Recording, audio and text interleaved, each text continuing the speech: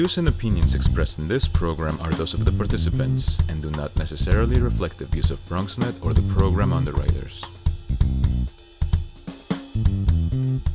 And hello, welcome to Open, the one and only show that opens the Bronx and the rest of the world right to you. I'm your host, Daren, Jaime, and today we'll update you on what's happening in and around our borough, as well as across New York City. Coming up on today's show, we'll introduce you to an organization that is helping the community struggling with HIV and AIDS and other chronic conditions. And then a little bit later on, we'll discuss ways you can change your lifestyle and diet while quarantined at home. And then we'll talk about VNSNY Choice SelectHealth and how they're providing assistance to individuals suffering from HIV and AIDS. Then also we'll learn about the medical laboratory technology program at Bronx Community College. We'll give you some details a little bit later on in the show. And then finally, we'll talk about a festival that's dedicated to providing opportunities for women of color that are filmmakers to advance their careers in the film industry. So stay tuned because all this and much more is heading your way. Right now, we're officially open.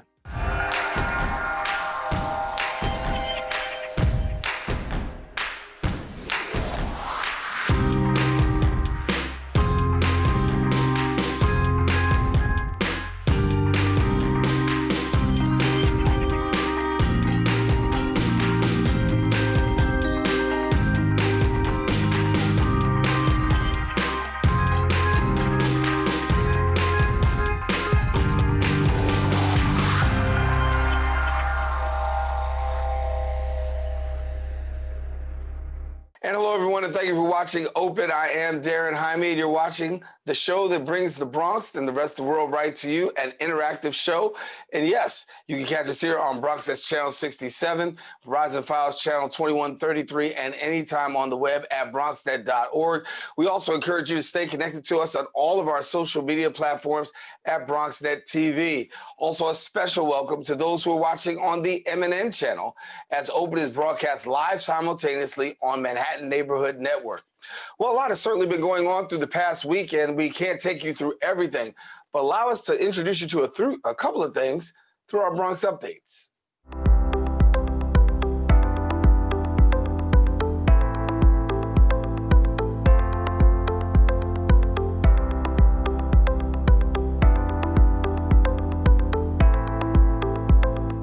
Well, we start off with educational news. New York City Mayor Bill de Blasio making announcements regarding New York City public schools. The schools will begin a phased reopening on Monday, December the 7th. All 3 to K, pre-K, and K to 5 will return to in-person learning on December the 7th, while all District 75 schools will return on Thursday, December the 10th. Now, New York City schools have been closed since November 19th, when the city's coronavirus testing positivity rate rose above 3%. There's currently no scheduled reopening date for middle or high schools. Upon reopening, there will be weekly coronavirus tests instead of the monthly test, as well as testing consent forms being sent, also required for all students. The city also hopes to phase out the blended learning model and also move to in-person learning 5 days a week. Well, in other news, a local business owner aids community and frontline workers. Our BronxNet reporter Arlene Makoko was there, and she brings us that story right now. This man here deserves more recognitions. Those are the words of one community resident who has experienced the extraordinary generosity of this man, Hassan Adamaj. He's the owner of Bella Pizza here at 4555 3rd Avenue near St. Barnabas Hospital. A native of Kosovo, Adamaj fled the war-torn region in 1998, where he had completed his studies to become a surgeon. Today, it's about providing a different kind of care, pizzas on the house, to support his neighbors and frontline workers. Hospital and fire department and police department and everybody, we need it, especially during this time. Coming from the homeland of Mother Teresa, he says his community is proud of her legacy, and it's something they work to emulate each day. For him to come here and do this for our community, everybody loves him. The first pizza pie was me before they was even open. Remember, Adam? Yeah. So many talked of the dozens of pizzas coming from right here, to the point where it got the attention of New York City Councilmember Fernando Cabrera, who wanted to recognize his philanthropy with a citation of merit from the New York City Council. but he understood the crisis. He understood there were many people who, just didn't have food. Some people, that might have been the only meal that they ate all day long. And so he's a beacon of hope. Hope from someone who understands the urgency and took action. Serving fresh pizza here for 5 years, Mr. Hassan, with many small businesses from the area, are hopeful and confident that this too shall pass. For BronxNet, this is Arlene Makoko. And thank you, Arlene. And that's all the time we have for our Bronx updates. Don't go anywhere. Oprah will return right after this.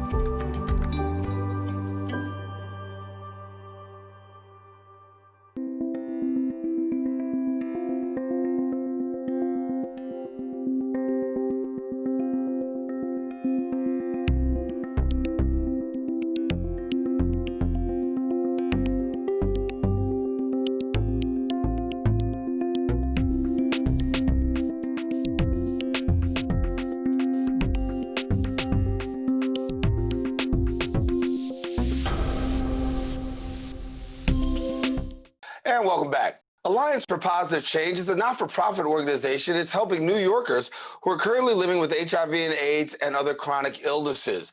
The organization helps people to access medical care, as well as manage and overcome addiction, escape homelessness, getting back on their feet and back into the community. By addressing the underlying issues contributing to poor health, Alliance's individualized full-service approach and harm reduction philosophy also help New Yorkers lead a healthier and then a more self-sufficient life. Joining us now to share a little bit more about details of the program, we're glad to be joined by the peer recovery specialist at Alliance for Positive Change, Eugene Epps. And Eugene, glad to have you. Thank you. Thanks for having me. Well, I gave a little bit of an intro as to what Alliance for Positive Change is actually, but give us, in your words, a little bit more about the organization. I think that the organization is just what, in its words, is an alliance.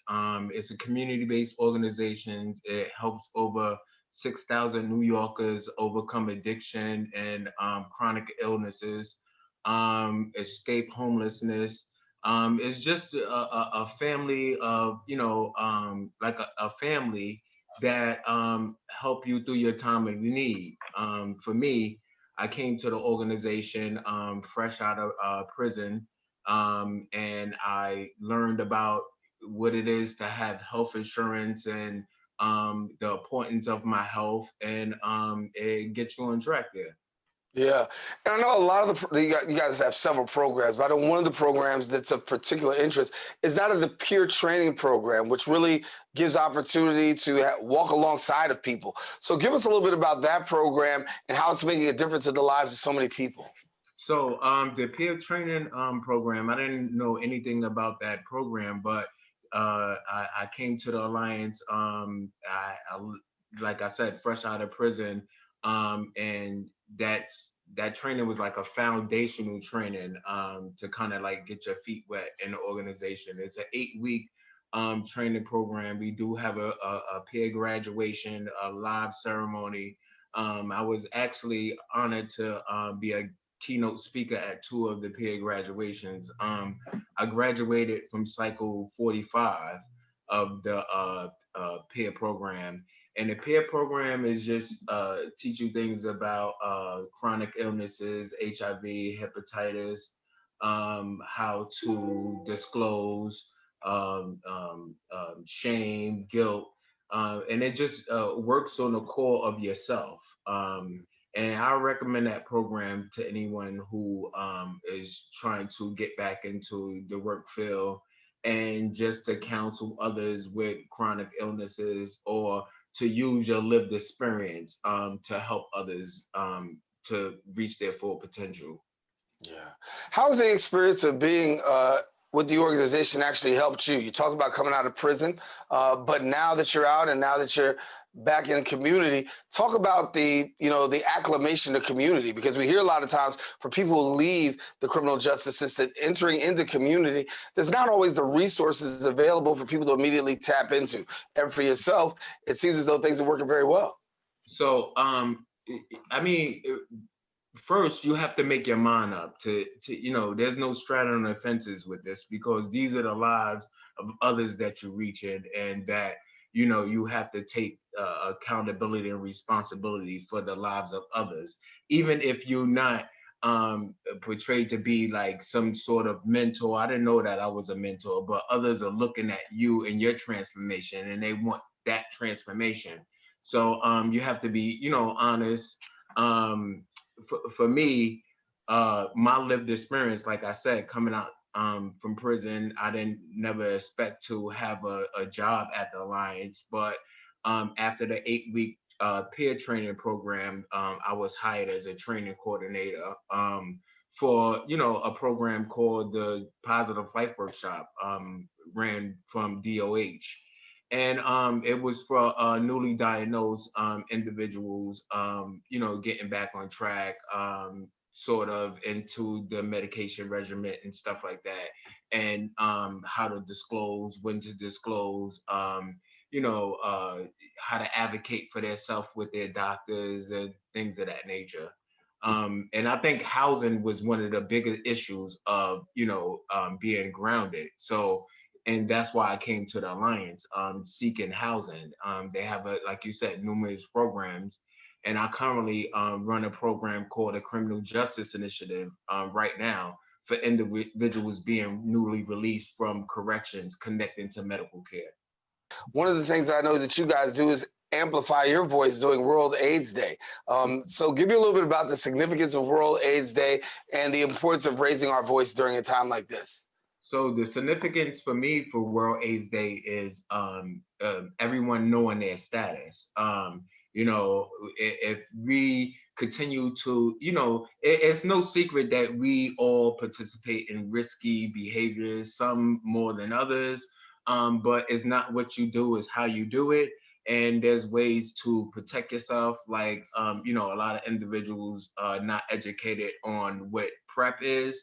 And PrEP is, I'm not speaking about the program, I'm talking about the pill that protects you against HIV, and it don't protect you against STIs.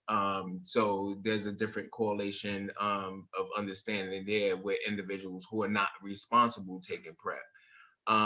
So there's tools out there for us to grab and to use the right tools. And World AIDS Day is a reflection of how far we come from how far we used to be when there was deaths of AIDS every day and by record numbers. When we talk about record numbers, one can only think about the coronavirus and how it's affected New Yorkers, and we know the numbers are continuing to rise. New York trying to get a handle on things. Talk about that and your work, because it's impacted a lot of different people in a lot of different ways. But talk about how the virus has actually impacted the work that you're doing, and are you seeing more clients as a result? So the virus has definitely had impacted our organization. It made us come out on top and strong. And when I say on top and strong, I mean that the awareness is up to be safe. We met more clients, giving out pantries throughout this time. We had to restructure how to do business with meeting clients, PP'd up, the mask, the shield, the gloves, the hand sanitizer. Even when some clients don't believe that this virus is real, it's just like people didn't believe that they could get HIV, and that it was a face that HIV was only the face of gay people, and just the stigmatizing stuff that you hear from it, until you up close and personal, and it's your family that's dealing with it, or that you when you're dealing with it. And it's just like the coronavirus. Nobody believes it until they get it. So with our agency, we are helping people survive throughout this ordeal. We know that times are hard. People are losing their jobs. It's still important for them to be connected to a doctor.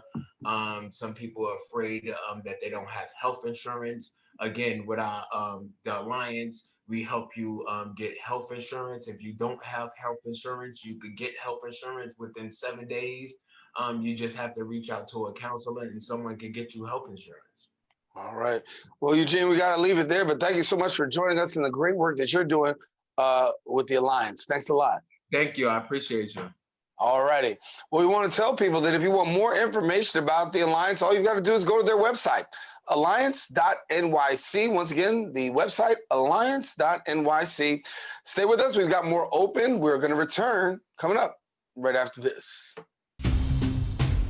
We know that people are dealing with the health crisis, but there's also a lot of food insecurity. We're giving out healthy food options, and that's what's key here. If you're a senior, you have a disability, they'll actually deliver meals to you. The residents are anxious, they're worried, they're scared, they want to be tested. When things were happening in our community, and we couldn't get the help. There's almost a presumption of criminality that attaches to your skin color. The site will prioritize those who are at highest risk in the population. If you feel symptoms and you'd like to visit one of these COVID-19 testing sites here in the Bronx, you may call the State Health Department's hotline. Important to note about this site is no reservations are needed. This is a walk-in clinic. A lot of us are out of work and looking for something to do. We have the machinery and the skills to make large scales of these masks and gowns. Take care of your people. It's going to go way further than we actually can understand. Right now, employees like myself are just adjusting to the new reality.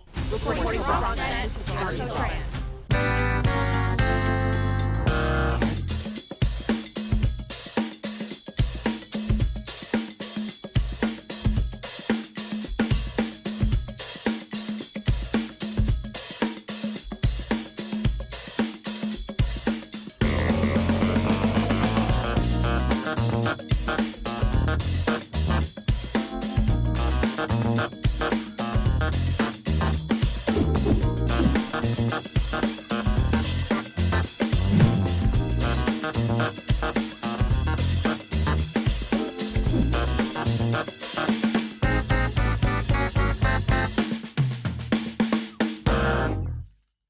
And welcome back.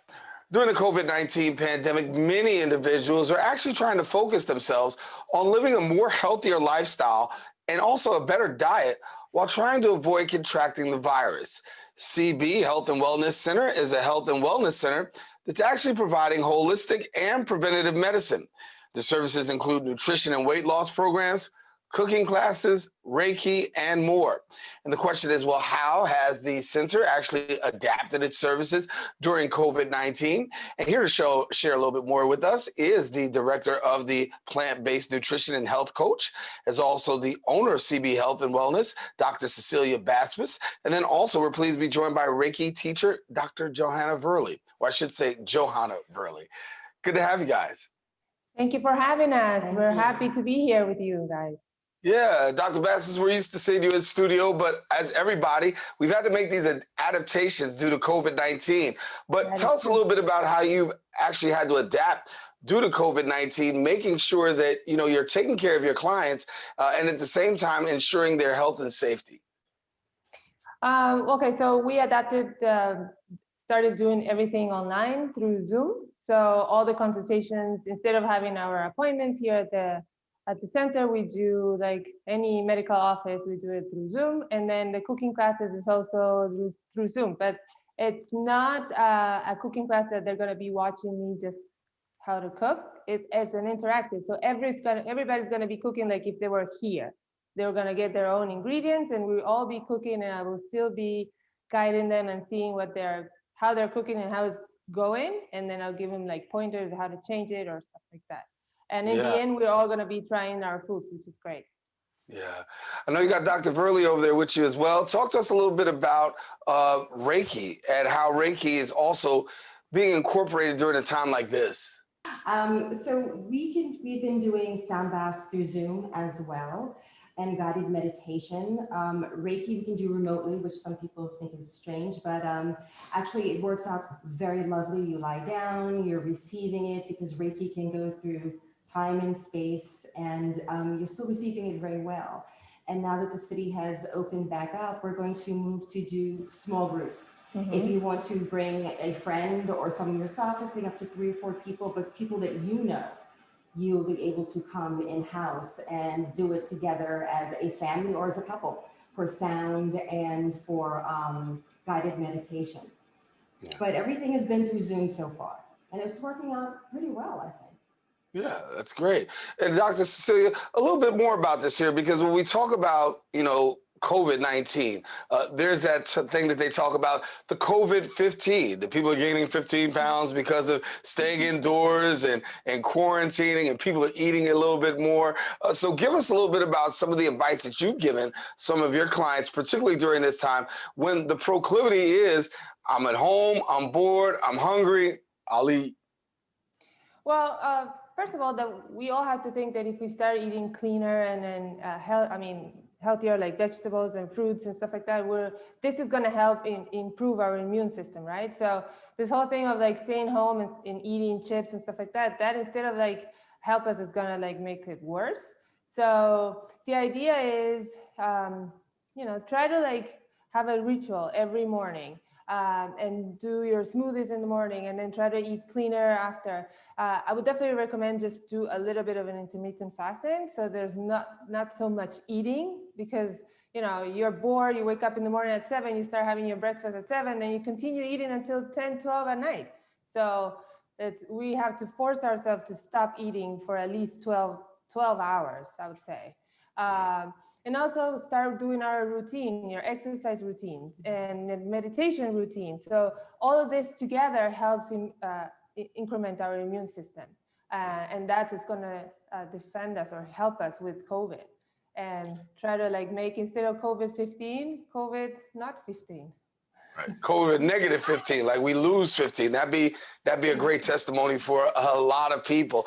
Johanna, a little bit about meditation, right?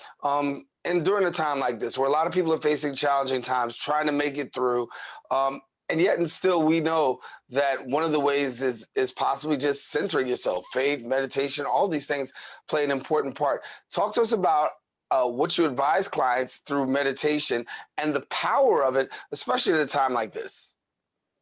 Well, meditation is beneficial, especially in a time like this, because we're under so much stress. Right? And when we're under stress, we're in a sympathetic nervous system is enacted and our body shuts down. Then we start gaining weight, we can't sleep, blood pressure goes up, all these things. So when we begin a meditation practice, we come out of that sympathetic nervous system, our blood pressure comes down, our heart rate comes down, our body moves into a rest and heal state, right? And we can reduce our stress. Our body can become into a more balanced state, and it doesn't have to work so hard to just heal, work so hard to digest its food, work so hard to stay in shape. We can sleep better. It's all of these things work together, our mind, our spirit, and our body. So just reducing stress with 5 minutes a day of meditation. As a beginning, people say, I can't sit down for an hour and meditate. You don't have to start there. You can start by listening to a guided meditation. You can start by sitting in stillness and just following your breath for 5 minutes just to begin a practice. And there are numerous studies that show there's the benefit of changing our state of mind and our well-being by coming into a relaxed state, that we can reduce stress, we can help impact diabetes, we We can help impact and reduce our blood pressure. Yep. Right? Just to give our body a chance to relax. Because when we're relaxed, our body's in a relaxed state, we heal. Mm-hmm. Right. Well, Dr. Cecilia, before we go, give people an opportunity to find out about some of these demonstrations. I know you guys are doing demonstrations on Zoom and the classes are still continuing. Really quickly, tell people what you're offering and how people can get connected. So I am offering a new thing of cooking. It's like you select the class, you select the day, and you select how you want to have the class. So it's a select your cooking class, right? So that's one thing that you can do, which is great. And then the other thing that I'm doing, I'm giving a, for Black Friday, which already passed, I should put it aside for Monday, but the Black Friday code, it goes until the end of the month, and actually until tomorrow, I think, to tomorrow. And then, and we're giving a discount of 30% for cooking classes, and then from all the programs, it's 50% of a discount for a month, which is really big. I'm encouraging everybody to get healthier. I'm trying my best. And yes, I mean, and soon, like in this week, I'm gonna post all the cooking classes for the rest of the year and other things like that. So stay tuned, and my website is www.ceciliabasbus.com. And we are located in East Harlem, in 119th Street and 2nd Avenue.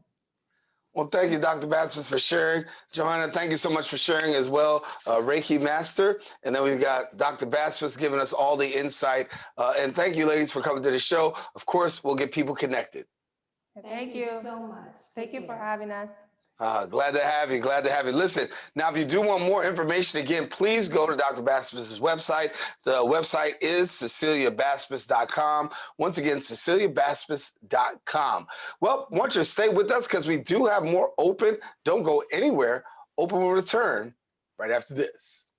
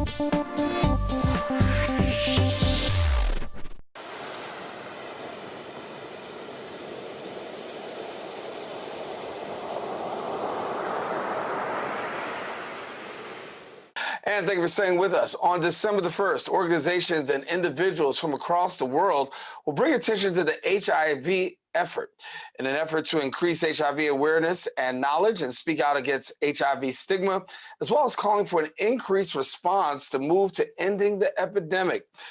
VNSNY Choice SelectHealth is a New York State Department of Health special needs plan for medical eligible New Yorkers who are actually living with HIV and or AIDS, or who identify themselves as transgender or live in a homeless shelter. And joining us now to share a little bit more is the Senior Vice President for VNSNY Choice SelectHealth, Thomas Dwyer. And Thomas, good to have you. Thank you, Daren, for having SelectHealth here to commemorate World AIDS Day. Yeah, thank you. And so give me a little bit of your reflections, World AIDS Day and the work of SelectHealth. Thank you. So each December 1st, we celebrate and commemorate World AIDS Day. Since the 1980s, tens of millions of folks we've lost due to this epidemic, the HIV and the AIDS epidemic. Well before there was a pandemic, there has been the AIDS epidemic. And so each year we commemorate those tens of millions we've lost, but we also take the opportunity to try to create the awareness and the education to end the epidemic, as you said. And we work with our partners around the world, but also here in New York. We've still got issues to deal with here in New York. There's over 100,000 people in the state of New York who are still afflicted with this disease. And here today in Brooklyn, in Bronx, we've got 25,000 folks still infected with HIV. And so part of the day today on World AIDS Day is to bring that education and that awareness. Get tested. Let's find out your status. And let's keep the community safe. Yeah. From your perspective, looking down through the years, we know that there have been a lot of stigmatism associated with HIV and AIDS, as far as how to contract, who's the ones who are really contracting the disease, a whole lot of stigmatism. But as the years have progressed, it seems as though more and more of the public is becoming more and more aware, and then a little bit more sensitive to having conversations about the topic. Yes, no, maybe so? Yeah, you're heading in the right direction, Daren. We made a lot of progress, particularly here in the state of New York, where we've got the governmental resources and the awareness and folks on the ground, the community organizations that help get the word out. So in 2014, Governor Cuomo started the Ending the Epidemic initiative here in the state of New York. And it's been a model for around the world and around the country. And a lot of it has to do with the awareness and the testing and the care management activities that happen, boots on the ground, if you will, peer-to-peer contact, outreaching into communities such as the Bronx. The Bronx has been disproportionately affected by this disease. People of color, the large majority of those infected with HIV in the Bronx are Black and Hispanic. And so that's why we're here with this event, to create that awareness with Council Member Vanessa Gibson today. Yeah. And so talk to us a little bit about the event and your thoughts. Yeah, so we want to get out in the community and help address that stigma you're talking about, Daren. And one way to get over that stigma is to talk about it and be present in the community. And that's what Council Member Gibson does. She's present. You know that. The folks in the community know that she's present. And we as a Medicaid health plan, we want to be present too. And as part of the Visiting Nurse Services of New York, we've been around for 130 years, fighting disease, helping out with healthcare in New York City. For a very long time, our nurses were on the front lines of the AIDS epidemic in the 80s and 90s. And we do that by being present and being on the ground. And during the COVID pandemic, we try to keep people's hopes up. And so having a nice free community event here in Ben Hagen Playground is something we can do to give back, get folks out in a socially distant manner, and give back. Yeah, you talk about engaging the community. Obviously, that's been an uphill battle. And as awareness continues to become more and more prevalent in communities, giving them information and access to resources, are we finding more and more people taking advantage of the resources that are out there? We talked about awareness, but there's a plethora of resources now. Are people taking more advantage of those? Yes, and it shows up in the data. The infection rate is down. But we don't want to take our eye off the ball, especially during the pandemic. We're not exactly sure what's been going on these last number of months with respect to HIV testing. All testing and all access to healthcare has been difficult. Folks are trying to do the right thing by staying socially isolated. But we're not exactly sure. The data is not perfect yet. We want to make sure that folks are getting tested. 1 in 7 people with the disease don't know about it yet. Right. And so we're trying to make sure that folks get that testing. And that's why we and other community organizations are promoting this testing and get that knowledge out there. Yeah. Well, you had a great event, but let's talk about moving forward. I know there's a lot of work that you guys do throughout the course of the year. Before we go, talk to us a little bit about where you go from here. I mean, obviously, great event, but now we've got more work to do in 2021 right around the corner. Yes, and we're not out of the woods yet with the pandemic. And so we've got the AIDS and HIV epidemic. We've got the pandemic. Some folks call it the twindemic. And so we don't want to take our eye off the ball. And we want to be present in the community. Like I said, we have great partners like the Alliance for Positive Change, who is an HIV community organization that goes out and knocks on doors and makes sure people stay in care and are adherent to their medications, right? HIV, get diagnosed, get your status, And then once we understand your status, we can deal with it and treat it with medications. And it's becoming very manageable. We don't have a cure yet. We don't have the vaccine yet for HIV, but we can manage it. It's becoming a chronic condition. And so that's our view going into next year. Stay vigilant, keep the community aware, get tested. Yeah. Now, for people who want more information to get connected and find out how they can be a part of the resources or to partake in some of this awareness that you're actually giving, what do they do? Well, you can come by SelectHealthNY.org. That's our website for our Medicaid health plan. We can connect you with various resources in the community. Our phone number is 866-469-7774. And there's a variety of resources at both the state level Department of Health website as well as NewYorkCity.gov. Thomas, thank you. We're going to leave it there. Thank you so much for joining us here. Thomas Dwyer, our guest from Select Health. Thanks a lot, Thomas. Thank you, Daren. All righty. And we want you to stay with us. Listen, if you want more information, we encourage you to go to the websites that have been listed. Daren, Jaime here. We're taking a quick break. We've got more open. Stay with us. Open will return right after this.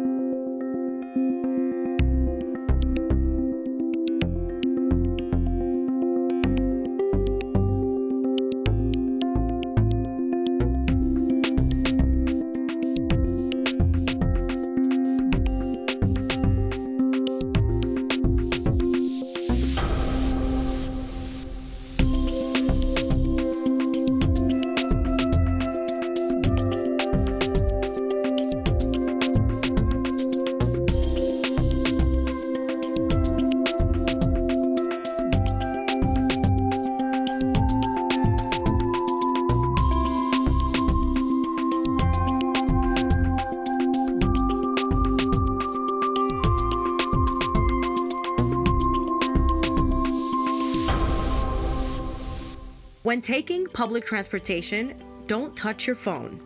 Carry hand sanitizer and use it immediately upon leaving the bus or train. Avoid touching your face. If someone is coughing or sneezing, move away.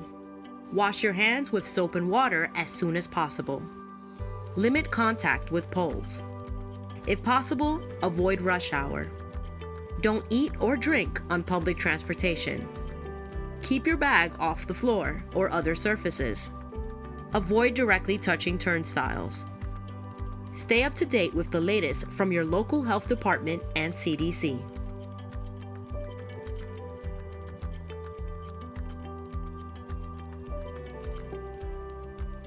And welcome back to the show. A medical laboratory technician is a healthcare professional who performs laboratory tests on blood and body fluids necessary to detect, diagnose, and treat diseases.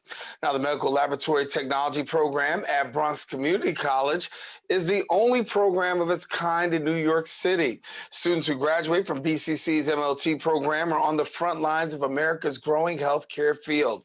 They work in a variety of laboratory settings, such as hospitals, physician office labs, blood banks, as well as research labs.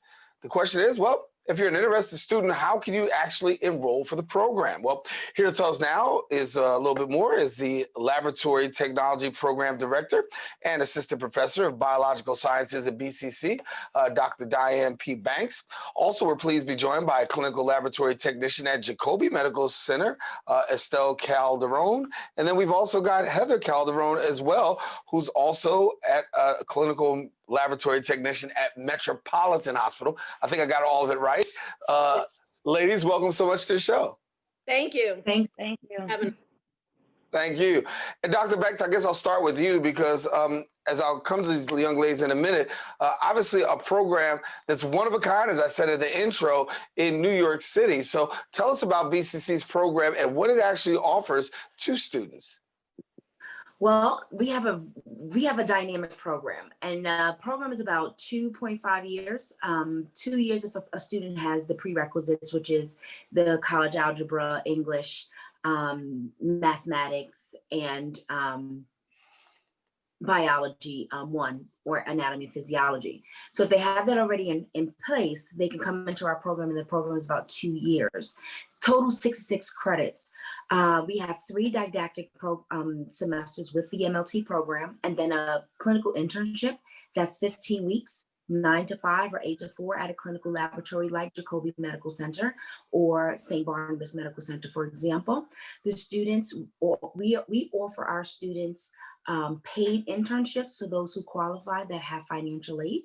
In our program, once they graduate, we also help them to take the national exam, the American Society for Clinical Pathology exam, which then grants them the New York State licensure once they pass the exam, because not only are we NACLS accredited, we are also New York State approved for the licensure program.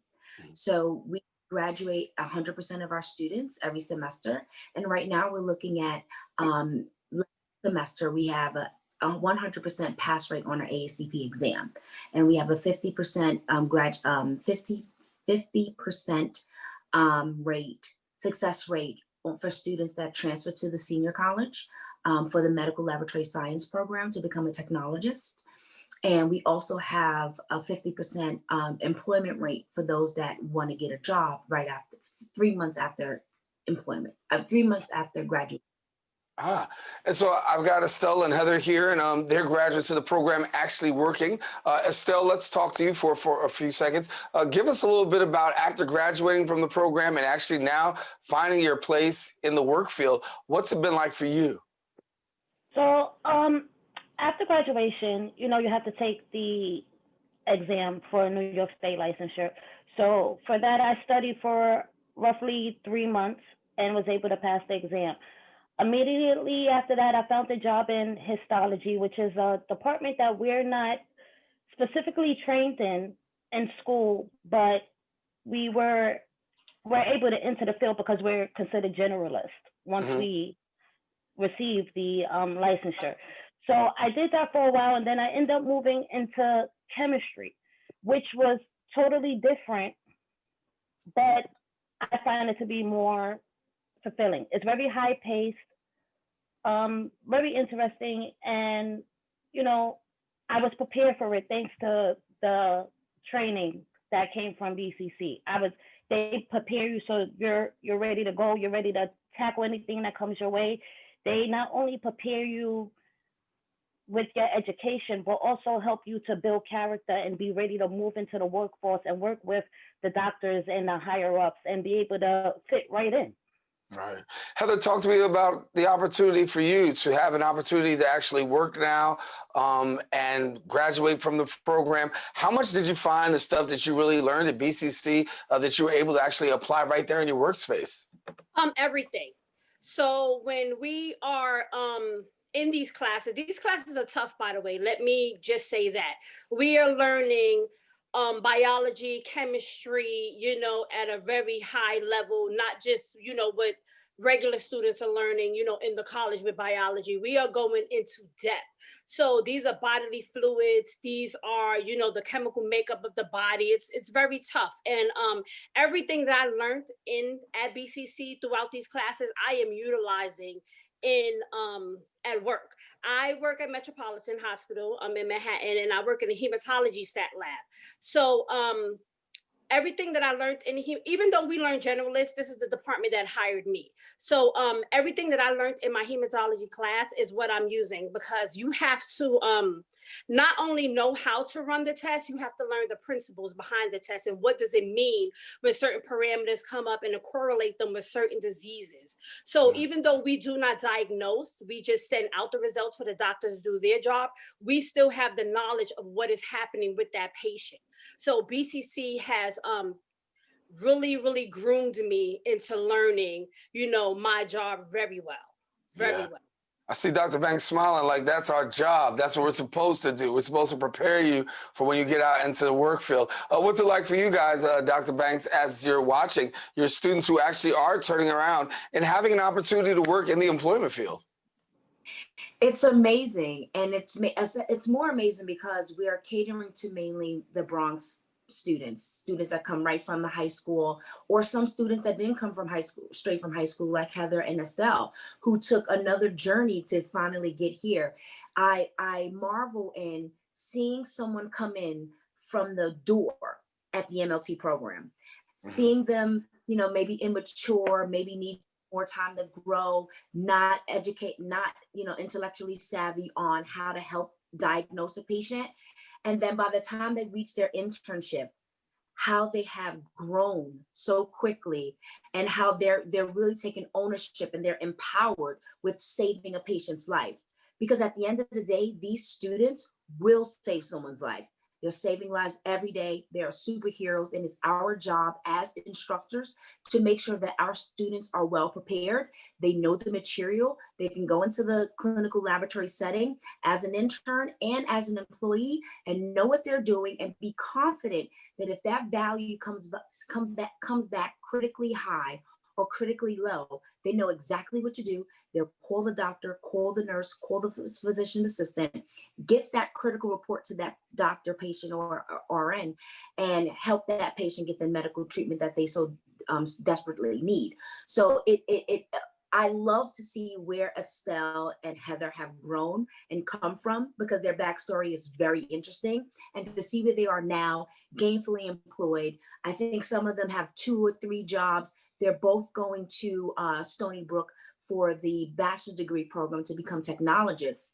And just to point out, when students graduate from our program, they're making on an average about $52,000 a year, give or take a few. And then once they get their bachelor's degree in technology, the salary will jump to about $70,000 a year, plus or minus. So I'm so proud of where they're going, and I'm hoping that they continue on this trajectory, get that master's degree, and become a laboratory manager or administrator, because we need that in our field. Yeah. Well, congratulations to Estelle and Heather. Thank you so much for joining us. Also, Dr. Banks, for the great work that you're doing over there at BCC. Thank you so much for taking the time to let us know a little bit about the program and 2 great success stories. Thank you. Thank you so much for having us. All righty. Thank you, ladies. And listen, if you want more information, we encourage you to go to the website. The website is bcc.cuny.edu. Once again, that website, bcc.cuny.edu, and you can find out more information about the program. Listen, we encourage you, don't go anywhere. We still have more Open coming up. Open will return right after this.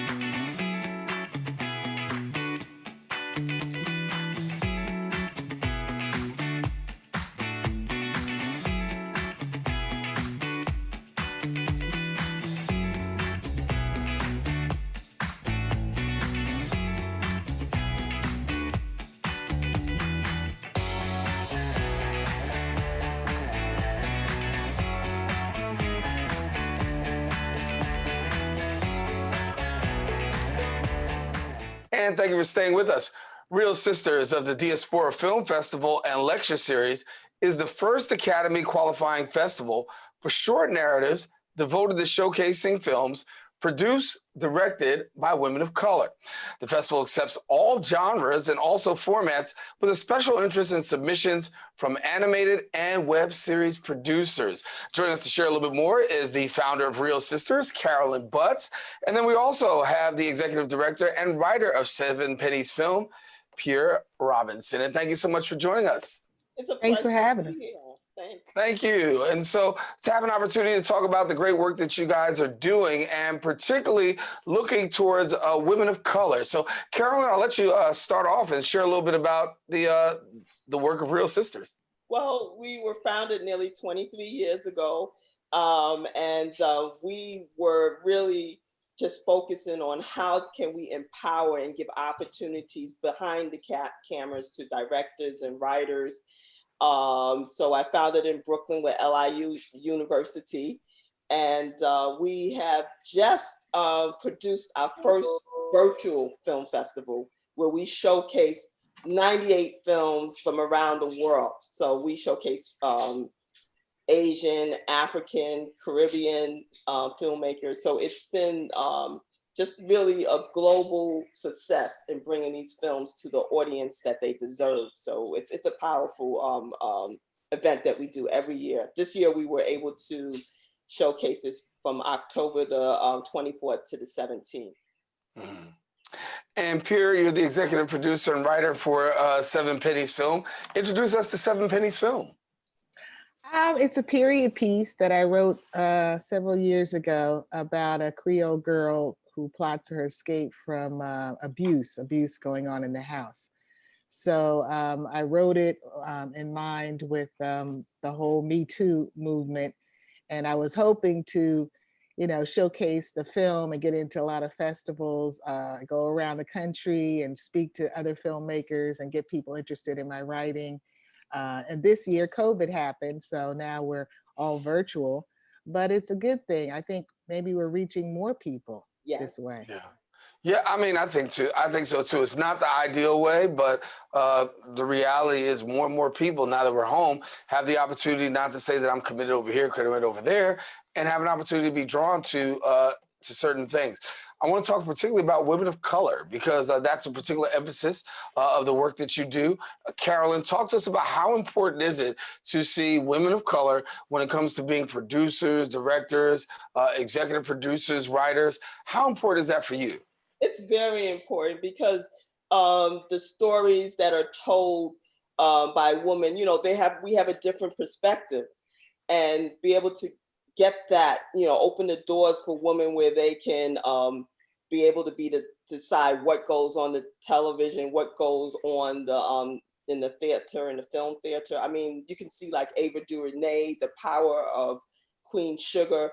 Right now, I think we have a renaissance going on when it comes to women of color behind the camera.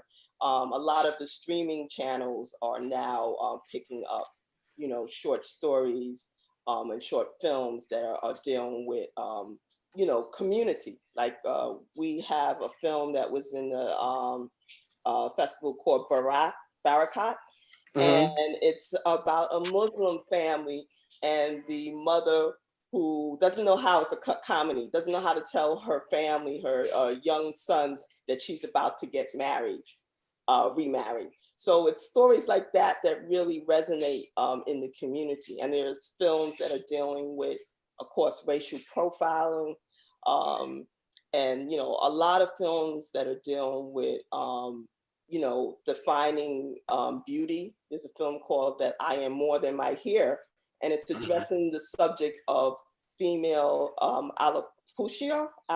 Alopecia, right.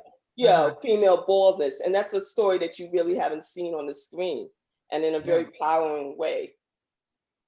Yeah, we know Congresswoman Ayanna Pressley, a friend of mine, is one that suffers with alopecia, and her story is just tremendous. So to tell that story would be is awesome.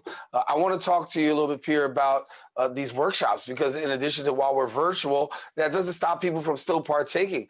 There are online script writing workshops, and I know that you're connected to that. Yeah, I took a script writing workshop at in Brooklyn with Real Sisters.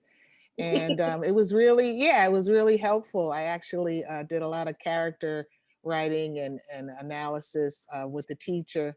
And it kind of led me to have the courage to make this film, actually. So it helped me with my writing. We were really encouraged. We got to read out loud in the class and get a lot of feedback.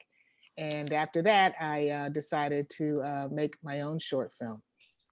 So I would encourage anybody to take the screenwriting and script writing classes. The name of the workshop is called Script Writing Essentials, the Art of Creating Strong Female Characters. Right. And we founded this workshop with Brick in Brooklyn, right? Because we wanted to give not only women directors and writers the chance to really create these strong female characters with depth and sensibility, but we also wanted hopefully male directors and writers to participate in the workshop. And it's coming up again in December the 8th. It's 4 sessions at Brick. Wow. Well, we want to get people to get connected to you guys. So talk a little bit about what you have coming up, because even though COVID has impacted, there's still a lot of great work that's going on. So let our viewers know exactly what you got coming up and how people can be connected. Well, yeah, people could go to realsisters.org. In addition to producing Real Sisters annually, we have a short series called Real Tea and Cinema, Real Sisters Tea and Cinema series. So we showcase 3 or 4 films a month. So if anyone's interested in being a part of that series, they can, hit us up at realsisters.org. And, also the workshop. I mean, we have a whole writing community now that we've developed online. That people can join in coming in December. And if you want to volunteer, check us out on Twitter at Real Sisters, at African Voices.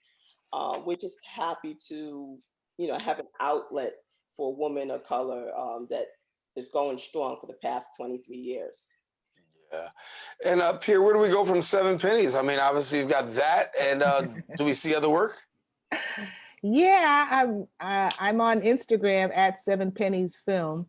Yes, I'm developing a pilot script, and I'm going to be shopping it around to various streaming platforms with my attorney, and hopefully you'll see a longer version of this film. I'm, fascinated with the 40s and New Orleans and the Creole culture, which is my family. So I'm really excited about telling their stories. And so, Carolyn, you guys got some things happening. Pier, you got some things happening. We want to get connected. We want to stay connected. Thank you both for coming and sharing with us and the great work that's going on. And so for those who want to take part in the upcoming film festival, Carolyn, let's talk about that. Do we have a film festival coming up? Yes, we do. We just opened the film submissions. So they could go to filmfreeway.com and look us up there. They can also go to realsisters.org. And, we accept all types of films. I love to see comedies. We would love to see more animated films by women. So we hope that, people will throw their filmmaking skills in the hat and join us for our 2020 festival, which is October the 23rd to the 24th. Well, thank you so much, ladies, for joining us. So certainly we are glad to have you. Best wishes on the work that you're doing, and we'll keep people connected. Thank you. Thank you so much. Thank you. All right. Well, listen, want to let you know the submission deadline for 2021 Film Festival starts today, December the 2nd. Now, for more information, you can follow them on Instagram at 7 Pennies Film, and then Real Sisters Film Fest. Once again, 7 Pennies Film and Real Sisters Film Fest. Well, unfortunately, we come to the end of our show today. I want to thank all of our guests for joining us, and most of all, you, the viewer, for tuning in. Now, if you missed any part of today's show, you can catch the Recablecast on Bronx Channel 67. If you have a Verizon Fios, that'll be Channel 2133, or anytime on the web at bronxnet.org. Want to give a special shout out to all of our viewers who've watched on Manhattan Neighborhood Network, as Open is broadcast live simultaneously on the MNN channel. Now listen, if you want a brand new episode of the show, come back on Friday. My girl Rena Valentine will hook you up with all the arts and entertainment on our Friday episode of Open. Until then, I'm Daren Jaime saying take care, God bless. We'll see you soon, but most of all, keep this channel wide open.